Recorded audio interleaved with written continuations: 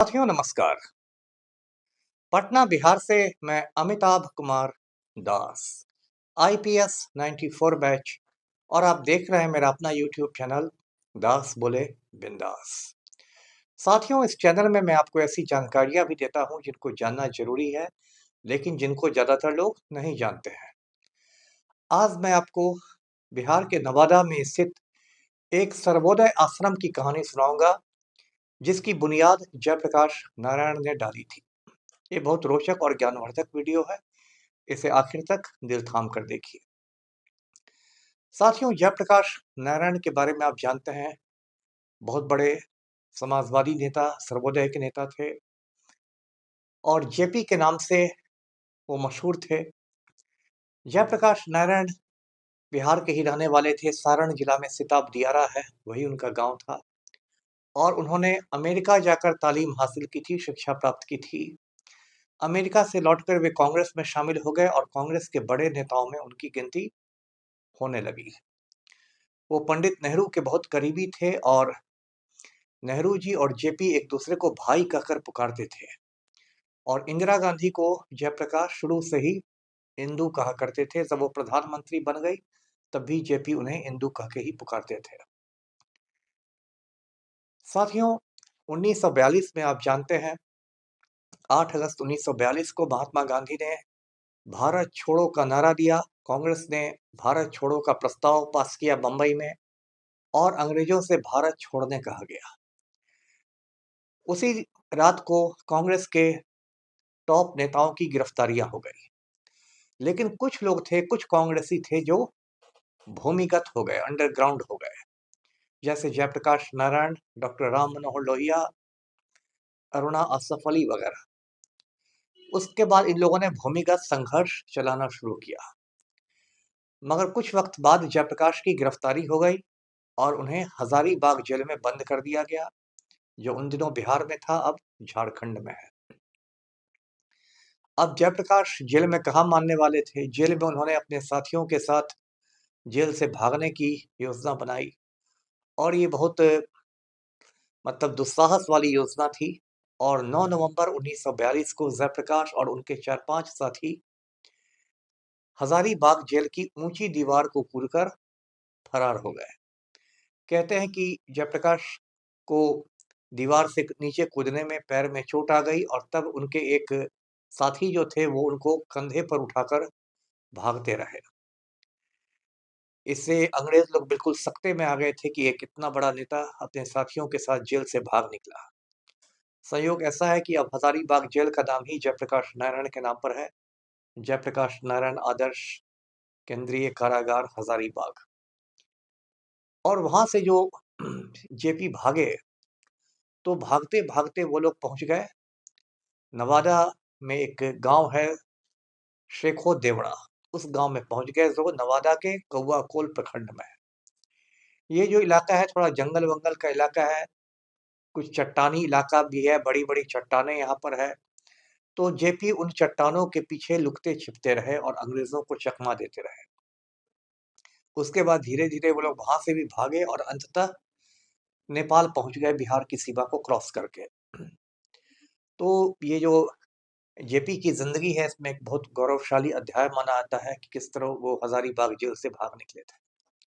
साथियों, 47 में हिंदुस्तान आजाद हुआ और उसके बाद जयप्रकाश नारायण सक्रिय राजनीति में खास नहीं आए। उन्होंने चुनाव उनाव लड़ने से मना कर दिया और वे सर्वोदय के नेता बनने लगे। अब ये सर्वोदय क्या है? तो सर्वोदय शब्द का सबसे पहले इस्तेमाल कहते हैं महात्मा गांधी ने 1908 में किया था। गांधी जी ने एक अमेरिकन लेखक की किताब पढ़ी थी, जॉन रस्किन की किताब है अनटू दिस लास्ट। और उसके बाद गांधी जी के दिमाग में वो अवधारणा आई थी सर्वोदय की। सर्वोदय का मतलब है सबका उदय, सबकी तरक्की। तो आजादी के बाद विनोबा भावे, जयप्रकाश नारायण आदि लोगों ने सर्वोदय का काम जारी रखा। सर्वोदय के कुछ सिद्धांत थे, जैसे सत्य, अहिंसा, आत्म बलिदान, शांतिपूर्ण सह अस्तित्व। इन सिद्धांतों पर सर्वोदय आंदोलन चलाया जा रहा था। 1951 में विनोबा भावे ने भूदान आंदोलन शुरू किया और बड़े बड़े जमींदारों से कहा, भूमिपतियों से कहा कि आप अपनी जमीन दान में देना शुरू करें। उसके बाद जयप्रकाश नारायण ने सोचा कि सर्वोदय आंदोलन को बढ़ाने के लिए एक उनका मुख्यालय होना चाहिए, एक आश्रम होना चाहिए, जहां से वो इस आंदोलन का संचालन कर सके। अब उनके दिमाग में सुखो देवड़ा गांव याद आया, जिस गांव में वो चट्टानों के पीछे छिपे थे, और बड़ा रमणीक वो गांव था। जंगल थे, चट्टाने थी, और शहर के कोलाहल से दूर था। तो जयप्रकाश नारायण ने 1952 में शेखो देवड़ा में सर्वोदय आश्रम की बुनियाद डाली। वहां के आसपास के जो ग्रामीण थे, उन्होंने जेपी को जमीन दान में दे दी, और वहां ये आश्रम बनाया गया। ये धीरे धीरे बहुत लंबा चौड़ा आश्रम बन गया। इसमें कई पक्के घर बन गए, जिसमें जयप्रकाश का अपना आवास था। इसमें बहुत बड़ी खेती बाड़ी होने लगी, और बहुत सारे रचनात्मक काम होने लगे। लोगों को चरखा चलाना सिखाया जाता था, कुटीर उद्योग लगा दिए गए, तेल साबुन बनने लगे। सैकड़ों लोग, हजारों लोग उससे जुड़ गए, और दुनिया भर से बड़े बड़े लोग आते थे, और सुखो देवड़ा आश्रम में जयप्रकाश नारायण से मुलाकात करते थे, उनसे वार्तालाप करते थे। 1965 में जयप्रकाश नारायण को रचनात्मक कार्यों के लिए, समाज सेवा के लिए रैमन मैग्सेसे पुरस्कार दिया गया। अब ये रैमन मैग्सेसे पुरस्कार क्या है? तो एक देश है दक्षिण पूर्व एशिया में, फिलीपींस। फिलीपींस के राष्ट्रपति हुआ करते थे रैमन मैग्सेसे, और 1957 में एक विमान दुर्घटना में उनकी मौत हो गई थी। उन्हीं के नाम पर रैमन मैग्सेसे पुरस्कार है, जो सिर्फ एशिया के लोगों को दिया जाता है, और इसकी इतनी ज्यादा प्रतिष्ठा है कि इसे एशिया का नोबेल पुरस्कार कहा जाता है। तो जयप्रकाश नारायण को 1965 में मैग्सेसे अवार्ड दिया गया। उसके बाद जेपी वही रहते थे, उनकी पत्नी भी साथ में रहा करती थी, प्रभावती जिनका नाम था। लगभग 20 बरस तक समझिए, 1951 से 71 तक जयप्रकाश सुखो देवड़ा आश्रम में रहे। एक दिलचस्प कहानी है सुखो देवड़ा से जुड़ी हुई, कि उन दिनों आप जानते हैं, चंबल के बीहड़ों में डाकुओं का बड़ा आतंक हुआ करता था। चंबल नदी की जो घाटी है, जो बीहड़ है, उसमें डकैत हुआ करते थे, जो खुद को डकैत नहीं, खुद को बागी कहते थे। लेकिन उनका पूरा आतंक फैला हुआ था। तो उसमें एक बहुत बड़ा डकैत था, माधो सिंह। माधो सिंह को जिंदा मुर्दा पकड़ने के लिए सरकार ने एक इनाम की बड़ी राशि रखी हुई थी। माधव सिंह ने तय किया कि वो आत्मसमर्पण कर देगा, सरेंडर कर देगा। इसके लिए उसने विनोबा भावे से संपर्क किया, लेकिन विनोबा ने कहा कि अब मैं संन्यास ले चुका हूं, तुम जयप्रकाश से बात करो। तो फिर माधव सिंह ने जयप्रकाश नारायण से मुलाकात की, और 1972 में उसने सरेंडर किया, आत्मसमर्पण किया।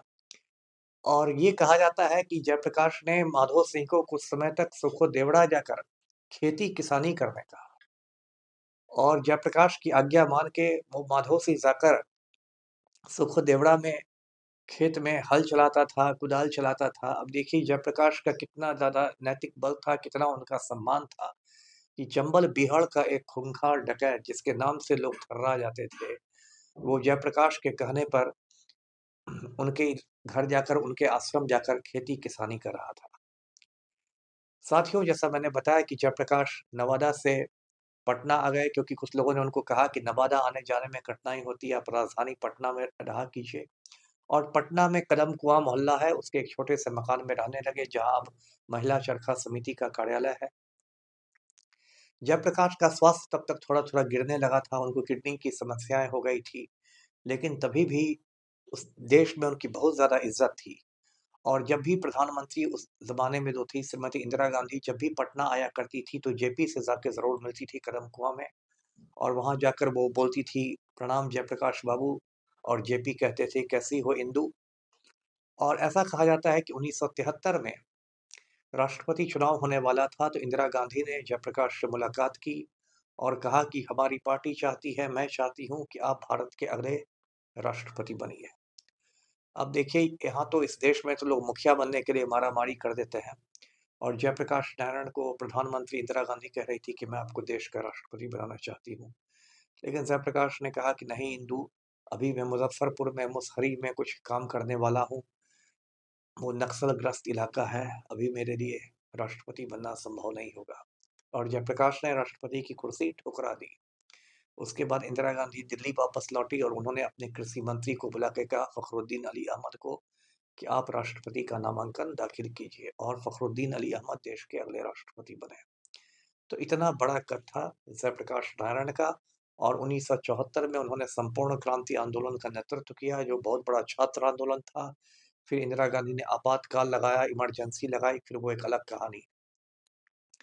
लेकिन जयप्रकाश जब सिखो देवड़ा आश्रम से आ गए, तो धीरे-धीरे वो जो आश्रम था, वो वीरान होता चला गया। मतलब वो जो चमन था, जो जेपी ने 20 बरस में बनाया था, वो उजड़ गया, और उसके बाद वहाँ की स्थिति खराब होने लगी।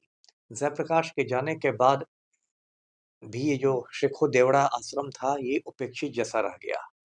जो हमारे मुख्यमंत्री हैं पलटू राम, वो 1-2 बार आश्रम में गए, उन्होंने आश्रम के लिए कुछ डपोर की घोषणाएँ की, लेकिन पलटू राम तो पलटू राम ही हैं, इसलिए आश्रम में कुछ खास हुआ नहीं। आज की तारीख में वहाँ एक कृषि वैज्ञानिक केंद्र भी चलता है, जहाँ 4 फलों के पौधे बाँटे जाते हैं, आम, नींबू, अनार और अमरूद। और आम के वहाँ 10-12 किस्में बाँटी जाती है। मैं आपसे अनुरोध करूँगा कि कभी भी नवादा जाने का मौका मिले, तो सिखो देवड़ा आश्रम ज़रूर जाएँ, और वहाँ से फल का कोई पौधा लाके अपने बागीचे में, अपने खेत में ज़रूर लगाएँ। वो जयप्रकाश की याद भी आपको दिलाएगा, सिखो देवड़ा आश्रम की भी याद दिलाएगा। आज का वीडियो यहीं तक था।